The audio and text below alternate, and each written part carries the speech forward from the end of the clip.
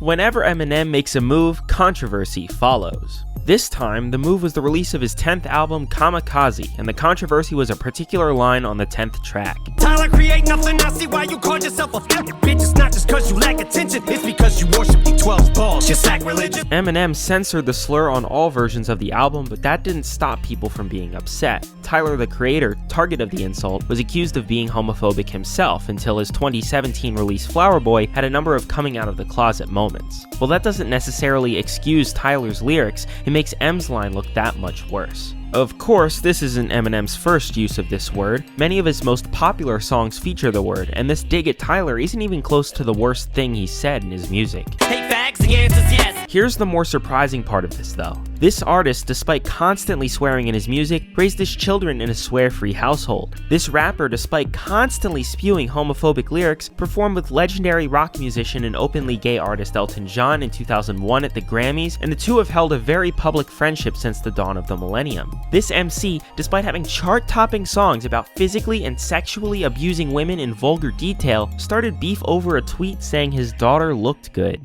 So why the double standard? How can he have lyrics like this while still, quote-unquote, being tolerant and inclusive? Well, the most common explanation goes like this. The key to understanding Eminem is understanding his three personas. The first is Eminem, an up-and-coming battle rapper who suddenly saw success and doesn't know how to handle it. This character was fully explored on 2002's The Eminem Show. When you have Eminem songs where he reflects on the impact his music has on his audience, that's Eminem talking. How could I predict my words and have an impact like this? I must have struck a chord with somebody up in the office, cause Congress keeps telling me I ain't causing nothing but problems, and now they're saying I'm in trouble with the government. I'm loving it, I shoveled shit on my life, and now I'm jumping in on white America! The next persona is Slim Shady, a murderous psychopath who was introduced to the world at large in his namesake Slim Shady LP. The character was created by M at the encouragement of his bandmates in the since disbanded D12 after his first record Infinite flopped. The Slim Shady EP, which contained early versions of tracks which later ended up on the larger record, got the attention of rap legend and entrepreneur Dr. Dre, kickstarting M's career. This is the character behind the crazy murder fantasies in Eminem's music, the most famous of which being 97 Bonnie and Clyde and its prequel, Kim. You were supposed to love me! Now bleed, bitch, bleed! Bleed, bitch, bleed! Slim Shady acts as a foil to Marshall Mathers, the real person behind the music, the person who lived on the poverty line with a drug addict mother and an absent father, the person who got high not because he just don't give a fuck, but because he was facing serious addiction and was losing control. Every time I go to try to leave, some keeps pulling on my sleeve. I don't want it, but I gotta stay. These drugs really got a hold of me. And that addiction was fueled by extreme levels of self-doubt and low self-esteem. Just Marshall Mathers. I'm just a regular guy, I don't know why all the fuss about me. Nobody ever gave a fuck before, all they did was doubt me. Now everybody wanna run their mouth and try to take shots at me. The theory is that whenever an Eminem song contains homophobic or misogynistic lyrics, it's not Eminem or Marshall talking, but Slim Shady. Just as the real Marshall doesn't have any plans of killing anyone, the real Marshall isn't a homophobe and wouldn't use the word faggot regularly. This theory holds up surprisingly well throughout most of Eminem's early discography. After all, Slim Shady is a manifestation of the worst aspects of American and Western culture: domestic violence, male-centered sex and rape culture, cultural micromanagement of sexual and gender norms, so on and so forth. He's supposed to be detestable, he's supposed to be disgusting, and he's supposed to be hated. So why would that character hold back? It wouldn't make sense for Slim Shady to ever censor himself, no matter how awful the consequences could be. I drink more liquor to fuck you up quicker than you'd wanna fuck me up for saying the word.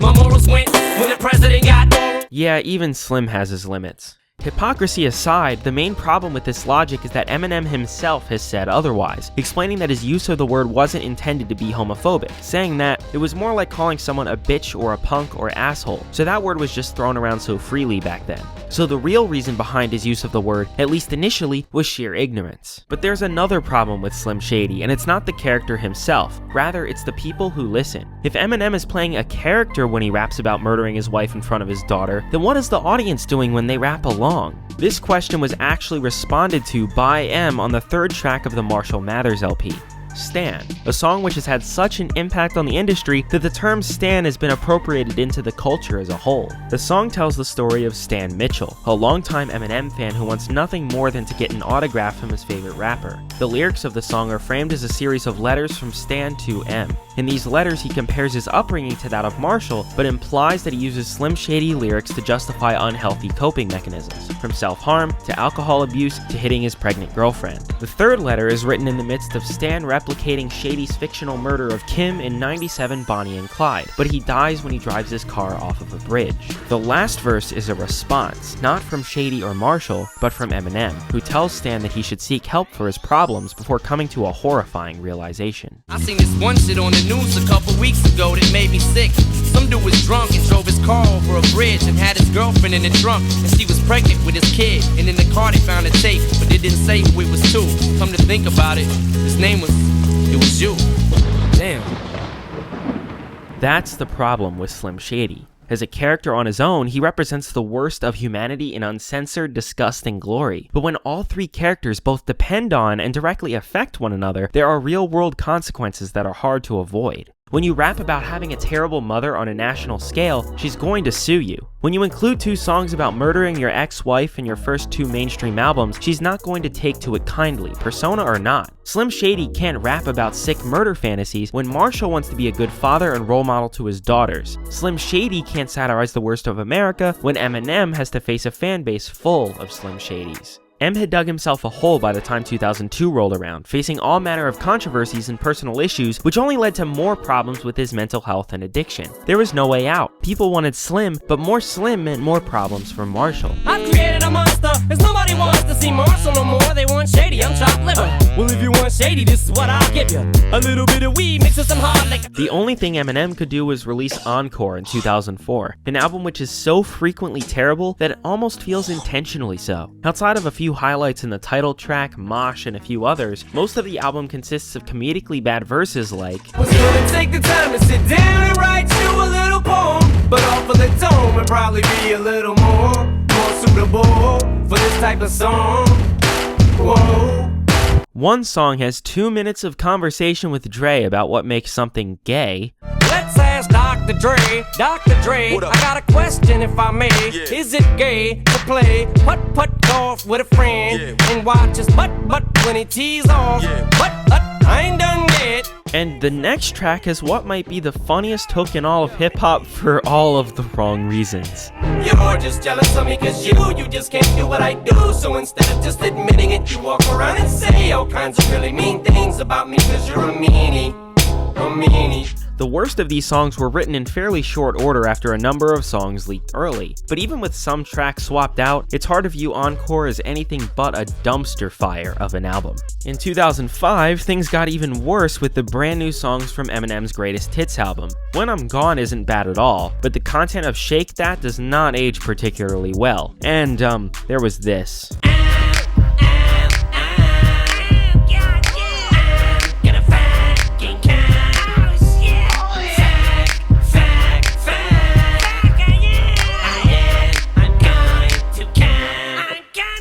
For a time, it could be assumed that the songs were this bad because of the drug use, but other evidence suggests that Eminem was actively trying to kill his career. In Revival, M confirmed that he wanted to put out one final album in 2006 and then leave hip-hop because the whole ordeal was becoming too much for him. In that scrapped album, many of the leaked tracks hinted him retiring. Thanks, it's been real. I love you, but I just can't deal with the stress this game is giving me.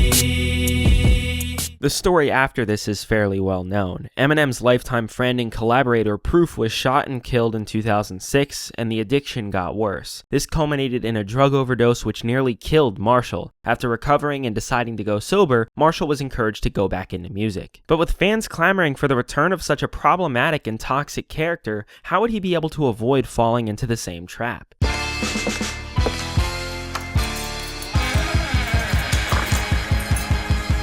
The answer came with Relapse, an album which is viewed by some, M included, to be as bad as Encore, but viewed by many others to be one of his best. Both albums are a death sentence of sorts. Encore tried to kill Eminem, but Relapse instead tries to kill Shady. The flow, wit, and wordplay of Eminem is there, but the content provided by Slim Shady is so disgusting that not even the hardest of Eminem stans could ever forgive him. He evolved from murdering his wife to serially raping and murdering countless women and bragging about it. Yeah, baby, do that dance, the last dance you'll ever get the chance to do.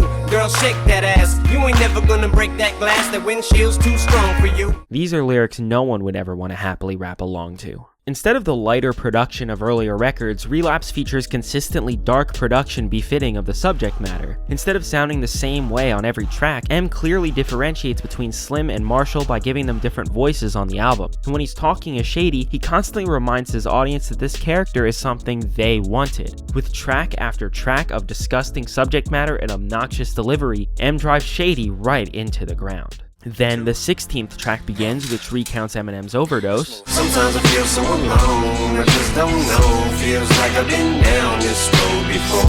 So lonely and cold, it's like something takes over me as soon as I go home and close the door. Kinda feels like deja vu, I wanna get away from this place I do, but I can't and I won't. Say I try, but I know that's a lie, cause I don't, and why I just don't know.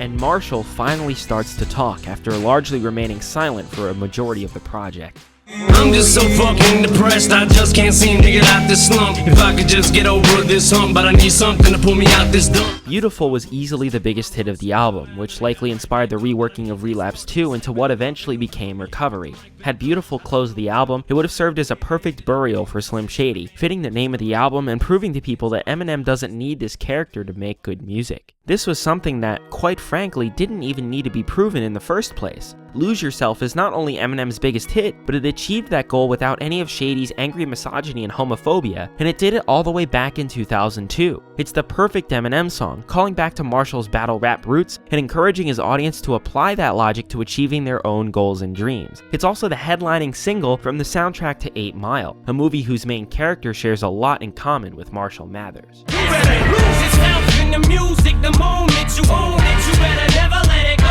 You only get one shot, do not miss your chance to blow. This opportunity comes once in a lifetime. You better lose yourself in the music the moment you own it. You better never let it go. You only get one shot, do not miss your chance to blow. This opportunity comes once in a lifetime. So if Relapse was the death of Shady, why wasn't Recovery full of Lose Yourselves? Why have songs like this? Call me a faggot cause I hate a pussy. Man the fuck up, sissy, cheese up. All you gardeners freeze up. Put your hoes down, Shady, ease up. Sure, the instances of this sort of content are at an all-time low, but they don't make sense anymore. When is Shady rapping, and why is Shady rapping? These lines don't fit on an album that is Not Afraid and Love the Way You Lie, both of which are some of Eminem's most successful tracks. The contradictions are too sloppy to work anymore, and the excuses that Eminem's real-life stans gave him for so long simply don't apply to his late career records. To be fair, homophobia and misogyny are far from exclusive to Eminem. In many ways, hip-hop was built on top of questionable content, and an incredible number of artists have been and continue to be successful in spite of being convicted criminals and actually doing many of the things Eminem only raps about. But unlike all of those artists, Eminem had done such an incredible job at contextualizing the questionable content. Relapse perhaps didn't justify this content, but at least explained it and attempted to solve it. The album had a purpose, the lyrics had purpose, and even the homophobia and misogyny had purpose. But a verse about gay boys on a song called Rap God does nothing but undo all of the progress Eminem had made up to that point. You fags, it's all a game. Till I walk a block of flames. All for planking. Tell me, what the fuck are you thinking?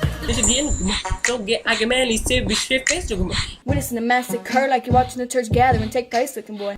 Boy, they that boy's gay, that's all they say, looking boy. Verses like these not only make you question M's new content, but also the content of his older records. If Eminem is ignorant enough to directly contradict himself multiple times on an album, then was the witty content of prior albums a fluke? Why would the person who wrote Stan continue to write the same sick horror fantasies over a decade after getting sober? Why would the person who tried so hard to kill Slim Shady in the mid-2000s keep bringing him back for no real reason?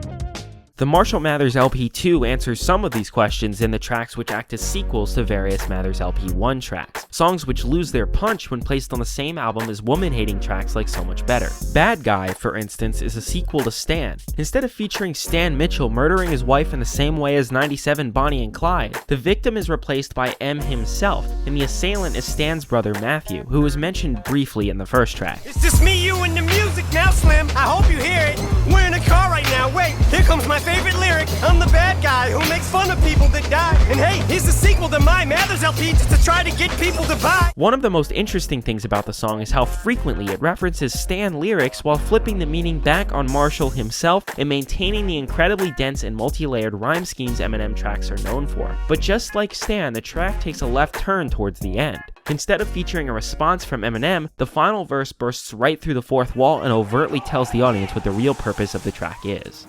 I also represent anyone on the receiving end of those jokes you would bit.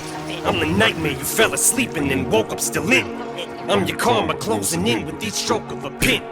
Perfect time to have some remorse to show for your sin. Instead of this merely being a revenge track for what Eminem's music did to his stans, Matthew represents everyone M ever offended and made fun of. But as the track continues, the focus turns away from what Shady said and did and towards Marshall Mathers. I represent everything you take for granted, cause Marshall Mathers, the rapper's facade, is half a facade, and Matthew and Stan's just symbolic of you not knowing what you had till it's gone. Cause after all the glitz and the glam, no more fans that are calling your name. Cameras are off, sad but it happens to all of them. Here, M admits that, at least somewhat, the idea of Marshall Mathers being a totally separate identity from Eminem or Shady just doesn't really work anymore in a world where he's known more for being Eminem than being Marshall. Back in the days of the Slim Shady LP, Eminem's profane language and content felt more excusable. Sure, Marshall is white, but it would have been hard to call him privileged when taking his bad lower-class upbringing into account. His abrasive content felt like a punch up at a world that didn't treat him particularly well, and his alter ego was fueled by all of the bullies and doubters that held him back, bullies which feel increasingly less relevant as time goes on. Without that bad upbringing, without Marshall Mathers, Shady doesn't work anymore. But even after trying to kill Shady in Relapse, that's not going to stop Eminem's audiences from comparing his newer work to his older work. So in response, he admits that he can't use Shady as an excuse anymore. But all bullshit aside, I hit a stride, still shady inside, hair every bit as dyed as it used to be. When I first introduced y'all to my skittish side and blamed it on him when they tried to criticize. Cause we are the same, bitch. It may not be as ideal of a closure, but it feels like a bit of brutal honesty on this topic that simply didn't exist at any point before this album. For that, Eminem deserves credit. What he doesn't deserve credit for is the absolutely atrocious Revival, which uses this closure as an excuse to revel in inconsistency. Bitch, I wrote Stan! He can't threaten to throw Ivanka Trump in the trunk of his car just because he hates Donald Trump. And he can't ignore the decades of anti-LGBTQ rhetoric when he criticizes Trump from banning trans soldiers from the military. And he certainly can't say that he agrees with Donald Trump on touching women without their permission 4 tracks after apologizing to his ex-wife for how he treated her. And Kamikaze, despite sounding better, features just as much of this blatant hypocrisy. The artist behind Same Song and Dance has no right to criticize Joe Budden for domestic abuse allegations. The artist behind Shake That has no right to start beef with Machine Gun Kelly over a tweet about M's daughter. And the artist who has said faggot countless times on their most successful albums has no right to criticize Tyler the Creator for using that language in his work. This isn't the lines getting blurry, as Eminem put it. This is directly contradictory material distracting from any semblance of meaningful content. So if Slim Shady and Eminem are the same, and Marshall is a facade, then who or what can take the blame now? Why the double standard? What's the excuse for the language? Well, if the history and inconsistency prove anything, it's that the answer is far simpler and easier than most would perhaps expect or like. It's that there is none. That lack of excuse is what makes Kamikaze the most frustrating listen in Eminem's discography. It undeniably has some of the best music of any Eminem album since 2009. Suck my dick! You fucking suck, man! With some exceptions, it undeniably has some of the best music of any Eminem album since 2009. Greatest and Lucky You in particular are huge standouts, but the content is inexcusable and anger-inducing. This is a 45-year-old wealthy man who made a #1 album in which he complains about his last #1 album not being as well received as his other #1 albums. It doesn't come off as cool or edgy or anything but pathetic. Wait, Got the eeriest feeling something evil is lurking. I'm no conspiracy theorist, but something here is afoot. Oh yes, my dick, get the measuring stick. What? 12 inches of wood? Eminem has had his ups and downs, but it's impossible to deny the man's talent as a lyricist and an MC. But he's out of excuses for his content, and on a personal level, I don't think I can give him a pass anymore. If that makes me an Eminem fan instead of an Eminem stan, then so be it. Best wishes, Marshall. I concur. This is the gimmicky end segment where I have a rap for you. So I had to get in the attire. Roll freaking. I'm getting that.